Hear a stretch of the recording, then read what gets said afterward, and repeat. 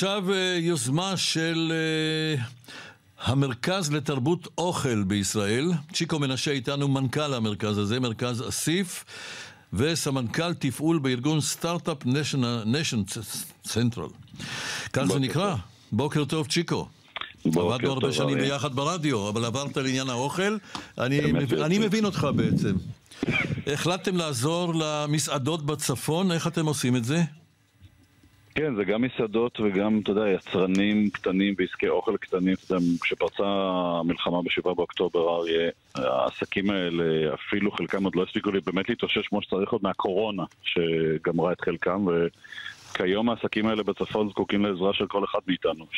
64% מהעסקים שם בצפון דיווחו על פגיעה חמורה בהכנסות שלהם. בתחום האוכל הנתונים אפילו יותר קודרים, ירידה של 70% בהכנסות שלהם, חלק מהם נסגרו לצמיתות. ואתה יודע, מאחורי המספרים האלה מסתתרים אנשים ומשפחות ומורשת ותרבות שלמה בעצם שממש עומדת בסכנה, תרבות האוכל בצפון. זה קרה, יש מאפייה בשם מטרלו בעין זיוון, או יקב פלטר שנפגע קשות, או עסק קטן במסעדה. וכולם נפגעים אם העסקים האלה נסגרים. זה גם שרשרת הייצור והחקלאים והעובדים וכולי, וגם אנחנו כתיירים, כישראלים. אז איך אתה מביא אותנו אל השוקת בצפון?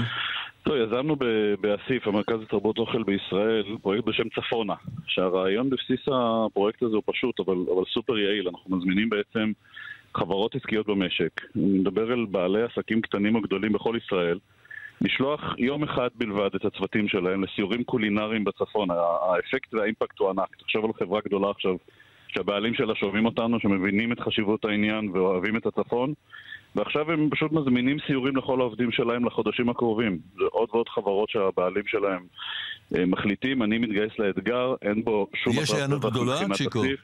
לשמחתי יש הענות גדולה גם מקרב חברות, גם מקרב הציבור הרחב, שבימי שישי גם לא אנחנו מאפשרים להשתתף בסיורים האלה המסובסדים, ואנחנו יכולים להגיע ככה, אריה, לתנועה של אלפי מטיילים שמהלך השבוע, לא רק בסופי שבוע, כשזה לאט לאט משתקם, מהלך השבוע לצאת ממש ליום כיף, יום גיבוש, במקום במרכז יעשו את המאמץ ויעלו צפונה. מיטב מדריכי האוכל בצפון נותנים את הסיורים האלה.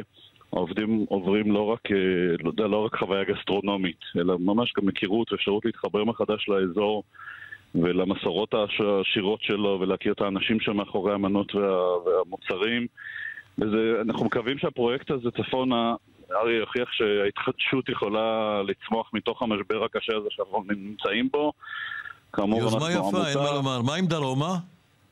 דרומה, פעלנו בזמן המלחמה עם נשות משרתים שהזמנו אותן לסיורים בעוטף עזה. אני מאוד מקווה שהפרויקט גם צפונה יהיה גדול ומשמעותי, ושאנחנו נצליח להזרים ולאתר תורמים שירצו להקים גם פרויקט דרומה, כי גם העוטף עדיין צריך אותנו, גם אם הוא ישתקם מהר יותר מהצפון. בצפון זה הרבה יותר איטי, וכל מי שהוא מעוניין להרים את הכפפה, זה באמת עניין אזרחי של כל אחד מאיתנו. אפשר להיכנס לאתר של אסיף, asif.org, ולרשום שם את העובדים לסיורים, גליל מערבי, גולן, גליל עליון, עכו, חיפה.